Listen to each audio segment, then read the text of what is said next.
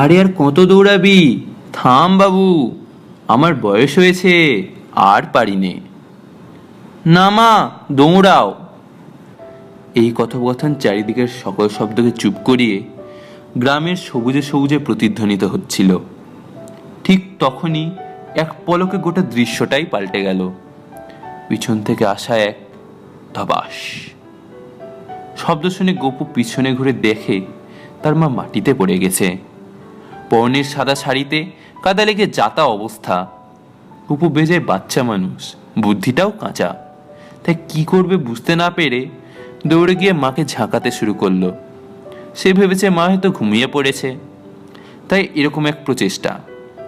পাশ দিয়ে ফতিম চাচা সাইকেল নিয়ে কোথাও একটা যাচ্ছিল। গপু আর তার মাকে এই অবস্থায় দেখে সাইকেল থেকে নেমে তড়িঘড়ি করে হাসপাতালে নিয়ে যায়। গ্রামের হাসপাতাল, তাই ভাগ্য খুব ভালো হলে ডাক্তারের সাথে দেখা মেলে। সেদিন তাদের ভাগ্য যথেষ্ট ভালো ছিল, তাই শীঘ্রই ডাক্তারের দেখা পাওয়া গেল। তারপর ফতিম চাচা ডাক্তার দেখে গপু ও তার মাকে নিয়ে বাড়ি পৌঁছে দিল যথারীতি। গপুকে বলল, গপু, তোর বাবা নেই, তাই তোর মাকে দেখার দায়িত্ব কিন্তু তোর। আর শুন, এই ওষুধটা সকাল সন্ধে খাইয়ে দিবি। এখন চলি, অনেক দেরি হয়ে গেল। এই বলে বেরিয়ে পড়ল ফতিম চাচা। কিছুক্ষণের মধ্যে পাঁশবনের সন্ধ্যার অন্ধকারে মিশে গেল চাচা। খেলার শেষে বাড়ি ঢুকতেই গপুকে তার মা জিজ্ঞেস করে, কোথায় গেছিলি রে? গপু কিছু না বলেই, মা খাবার দাও, মা খাবার দাও করতে করতে বসে পড়ে। তার মা তাকে নিজের হাতে খাইয়ে দিতে দিতে বলে, আর কতদিন গপু? আমি না থাকলে কি খাওয়াবে তোকে বলতো? গপু সাথে সাথে বলে, মা একটা কাজ করি, একটা দড়ি নিয়ে তোমাকে আর আমাকে বেঁধে নিব, তাহলে তুমি কোথাও যেতে পারবে না, আর আমরা একসাথে থাকবো। এই উত্তরে তার মায়ের চোখের জল সব বাঁধ ভেঙে গড়িয়ে পড়তে লাগলো। মায়ের কোলে মাথা রেখে রাজপুত্রের গল্প শুনতে শুনতে নিদ্রাতে ডুবে গেল গপু।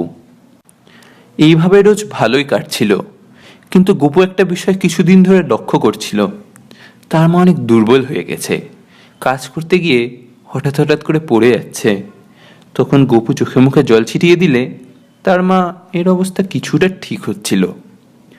একদিন বিকেলে গপু খেলে বাড়ি ফিরছিল। হঠাৎই সে দেখতে পেল পাশের বাড়ির টুম্পাদি ও তার মা কি নিয়ে কথা বলছে। চুপ করে দাঁড়িয়ে গপু তাদের কথা শুনতে লাগলো। মা টুম্পাদিকে বলছিল, আমি তো আর বেশি দিন নেই, তাই আমার পরে তুই একটু গপুর দেখাশোনা করিস। ভগবান আমাকে এমন রোগ দিয়েছে, তাতে আর বেশি দিন বাঁচব না। এই কথা শুনে গপুর হাত থেকে ব্যাগটা পড়ে যায়। গপুর কাছে তখন সবকিছু থেমে গেছে। সে উল্টো দিকে দৌড়ে পালিয়ে গেল। ছুটে গিয়ে নদীর ধারে বসে ওই কথাগুলি বারবার ভাবতে লাগলো। চারিদিকের শান্ত আকাশ, নদী, সব কেমন যেন অগোছালো হয়ে গেল তার কাছে। সে কিছুক্ষণের মধ্যে বাড়ি ফিরে মাকে জিজ্ঞেস করল, মা, তোমার কি হয়েছে? মা উত্তর না দিলেও গপু জোর করাতে উত্তর দিতে বাধ্য হলো। তার মা বলল, আমার ব্রেন টিউমার হয়েছে, ফলে আমি আর বেশি দিন তোর সাথে থাকতে পারবো না রে। কিন্তু তোর কাছে একটাই অনুরোধ, বাবু, পারলে পূরণ করিস। আমাকে আমাদের জাম গাছের নিচে কবর দিস, কারণ ওটার তোর বাবার একটা শেষ স্মৃতি। গপুদের বাড়ির সামনে কিছুটা দূরে একটা জাম গাছ আছে। ওই গাছের জাম বিক্রি করে তার বাবা সংসার চালাতো। একদিন জাম পাড়তে গিয়ে পা পিছলে নিচে পড়ে তার বাবার মেরুদণ্ড ভেঙে যায় ও চিকিৎসার অভাবেই মৃত্যু ঘটে, এবং সংসারে সব বোঝা তার মা নেয়। মায়ের এসব কথা শুনে গপুর চোখের জল সেদিন বয়ে গেল। কিন্তু পরক্ষণে তার মা কাঁদতে কাঁদতে বলল, শহরের কিছু বড় বড় সাহেবরা আমাদের জমি নিয়ে নিয়েছে, কি সব বড় বড় বাড়ি হবে, সব গাছ কেটে ফেলে দিবে রে গপু। আমার ইচ্ছাটা পূরণ হবে না গপু। গপু কিছু না বুঝেই তার মাকে বলে, মা, আমি পূরণ করব তোমার সব ইচ্ছা, যেভাবেই হোক, দেখে নিও মা। কিন্তু এই বড় বড় সাহেবরা কোথায় থাকে মা? কেন রে, তুই জেনে কি করবি? ওরা তো শহরে থাকে। এসব কথা ছাড়, গপু ঘুমিয়ে পড়।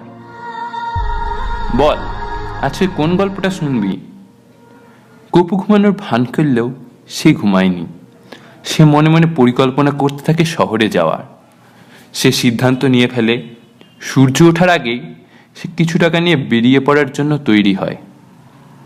গেটের সামনে থেকে মাকে উদ্দেশ্য করে বলে, মা, আসছি। প্রত্যুত্তরে উত্তর আসেনি। তখনও তার মা ঘুমোচ্ছে। এখন এই 10 বছরের ছেলেটিকে পরিস্থিতি যেন অনেকটাই বড় করে দিয়েছে। তার মায়ের শেষ স্বপ্ন পূরণের জন্য সে তার না জানা লক্ষ্যের দিকে চলতে থাকে। সে জানে না কি করতে হবে বা কোথায় যেতে হবে, তবুও সে চলতে থাকে।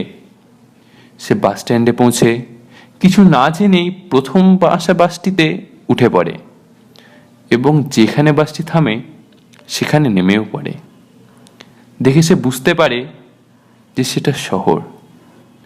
চারিদিকে কত যানবাহন চলাচল করছে, কত মানুষ, সবাই যেন কত ব্যস্ত। সে একটা চায়ের দোকানে গিয়ে চাওয়ালাকে সমস্ত কথা খুলে বলে। চাওয়ালা পৌরসভা যেতে বলে, কিন্তু গপু তো রাস্তা চিনে না।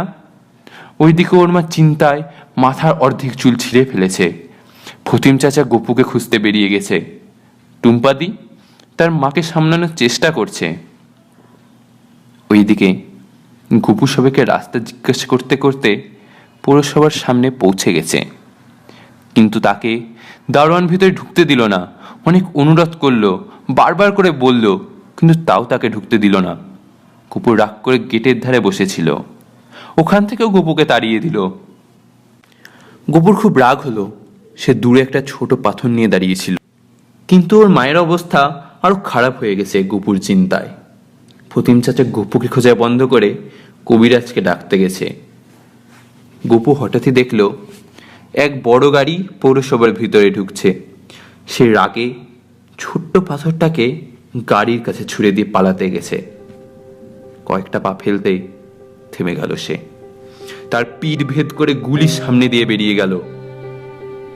গপুর মুখ দিয়ে বেদনাদায়ক শব্দ, মা, আসছি।